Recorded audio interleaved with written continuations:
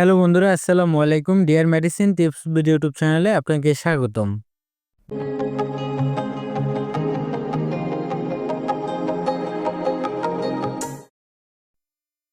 বন্ধুরা, আজকে যে মেডিসিন নিয়ে আলোচনা করব এটি একটি ট্যাবলেট জাতীয় ঔষধ।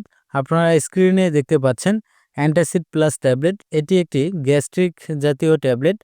এটি বাজারে দুটি ক্যাটাগরিতে পাওয়া যায়, একটি হচ্ছে সিরাপ আকারে আর একটি হচ্ছে ট্যাবলেট আকারে।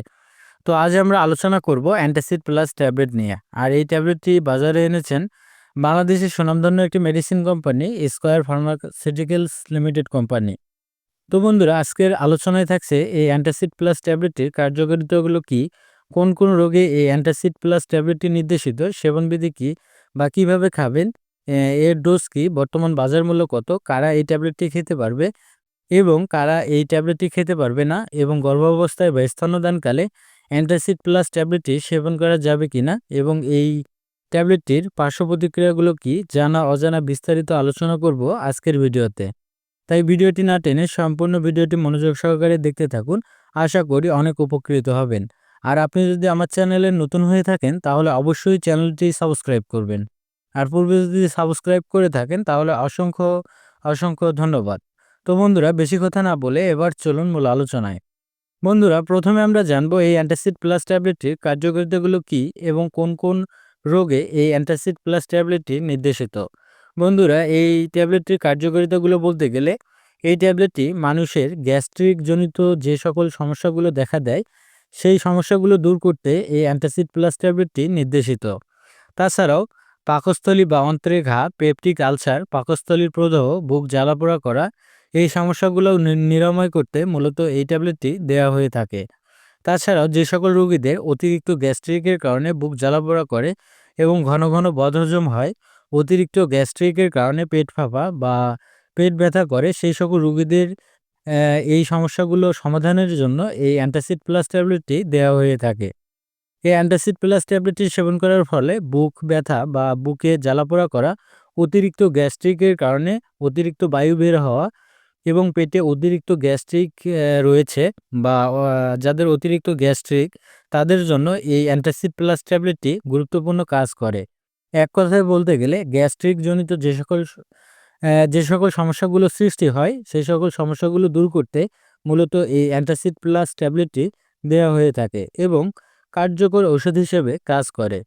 বন্ধুরা, এবার আমরা জানবো এই অ্যান্টাসিড প্লাস ট্যাবলেটের সেবনবিধি কি বা কিভাবে খাবেন। বন্ধুরা, এই অ্যান্টাসিড প্লাস ট্যাবলেটের সেবনবিধি বলতে গেলে বিশেষ করে যারা প্রাপ্তবয়স্ক তাদের ক্ষেত্রে স্বাভাবিক মাত্রায় একটি করে ট্যাবলেট খাবার খাওয়ার 15 থেকে 20 মিনিট পরে দিনে 3 বার চুষে খেতে হবে। অর্থাৎ সকালে একটি ট্যাবলেট এবং দুপুরে একটি ট্যাবলেট ও রাতে একটি ট্যাবলেট খাবার খাওয়ার 15 থেকে 20 মিনিট পরে চুষে খেতে হবে, অথবা চিকিৎসকের পরামর্শ অনুযায়ী সেব্য। কেননা চিকিৎসক আপনার সার্বিক দিক বিবেচনা করে ওজন, বয়স ও রোগের উপর ভিত্তি করে এর মাত্রা ও ডোজ নির্ধারণ করবে। তাই ট্যাবলেটটি সেবন করার পূর্বে অবশ্যই একজন চিকিৎসকের পরামর্শ নিয়েই সেবন করবেন। বন্ধুরা, এবার আমরা জানবো এই অ্যান্টাসিড প্লাস ট্যাবলেটটির পার্শ্ব প্রতিক্রিয়াগুলো কি। বন্ধুরা, এই অ্যান্টাসিড প্লাস ট্যাবলেটটির পার্শ্ব প্রতিক্রিয়ার কথা বলতে গেলে বন্ধুরা, আমরা সবাই জানি প্রতিটি মেডিসিনেরই কিছু না কিছু পার্শ্ব প্রতিক্রিয়া রয়েছে। ঠিক তেমনি এই ট্যাবলেটটিরও কিছু পার্শ্ব প্রতিক্রিয়া রয়েছে।